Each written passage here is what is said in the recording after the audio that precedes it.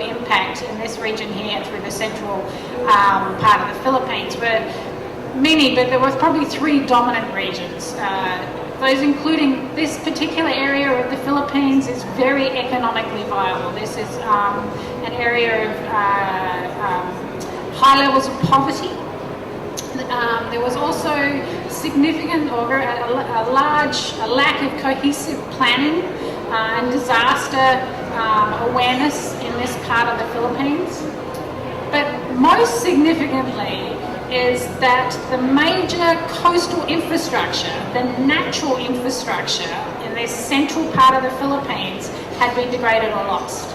And that natural infrastructure that was missing was its wetlands. These very wetlands that we see sequestering all that carbon and the peatland that we've just passed around.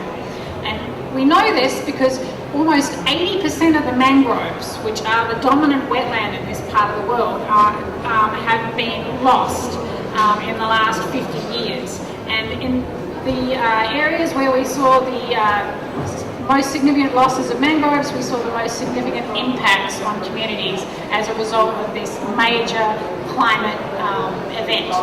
So these communities were made even highly vulnerable to climatic events and hence suffered major losses as a result of the loss of these wetlands.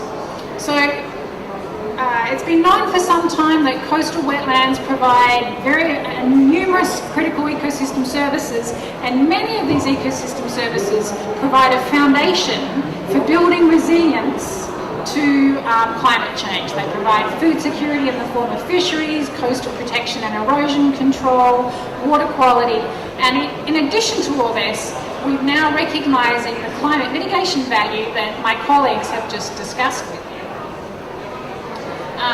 But as Steve rightfully mentioned out, these ecosystems are probably the most threatened ecosystems on Earth. Between 1% and 2% of these ecosystems are lost globally per year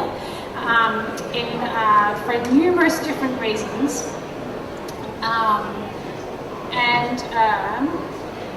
So as we lose them, we lose this capacity to provide resilience for climate change adaptation, and also we suffer the emissions that Steve discussed and we're now looking at accounting for.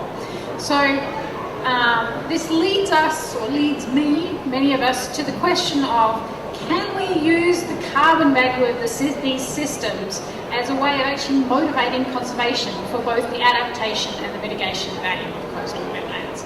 Can we use it as a way of increasing recognition of the mitigation and adaptation value of these systems? Can we use it as a way of improving or increasing management and regulation that conserves these systems for their climate change value? And can it be a basis for incentives, as we've seen with other climate change incentive mechanisms?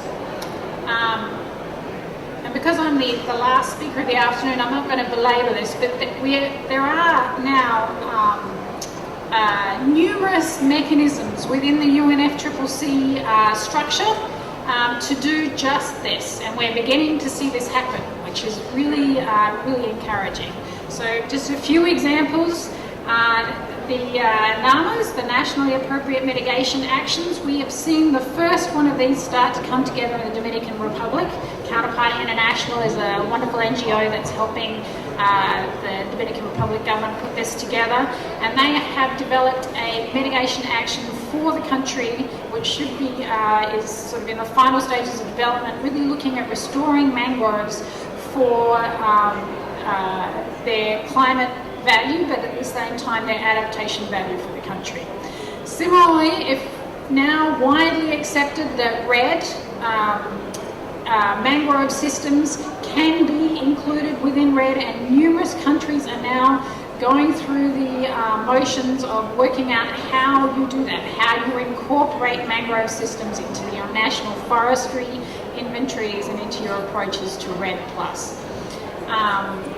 We've seen a number of countries here and in the last couple of months declare their intended nationally determined contributions, their INDCs, and a number of these countries, and I am sure in the last few days many more, have explicitly included coastal ecosystems in their INDCs. So included coastal ecosystem conservation and restoration and their contributions to the global mitigation of climate change. And some of the countries that have done this recently include Suriname, Mexico, Guinea. Others may know others that have come out in just the last couple of days or weeks declaring this. And then lastly, we're seeing a rapid explosion in the number of small-scale projects that are applying for carbon-based or carbon market-based funding